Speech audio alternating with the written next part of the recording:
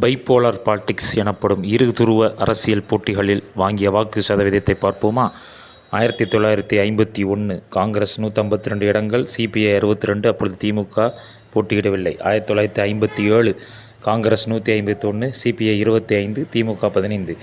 1962 Congress 139, CBI 17, திமுக 50. 1967 ஒரு பெரிய twist. DMK 137, Congress 51, CBI மற்றும் பல 46. 1971 திமுக 184, காங்கிரஸ் 15, சிபிஐ 21. 1977 இதுவும் பெரிய ட்விஸ்ட் தான். ஏடிஎம்கே எம்ஜிஆர் தலைமையில் 130 சீட், திமுக 48 சீட்.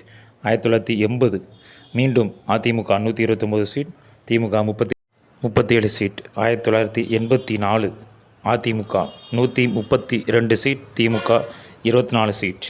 1989 திமுக 150 சீட், அதிமுக ஜெய தலைமையிலான அணி 27 சீட். 1991 மீண்டும் ஒரு பெரிய ட்விஸ்ட். ஜெய தலைமையிலான அதிமுக, அதாவது அஇஅதிமுக 164 சீட், திமுக வெறும் 2 சீட் தான். 1996 மீண்டும் ஒரு ட்விஸ்ட். கலைஞர் தலைமையிலான திமுக 173 சீட்,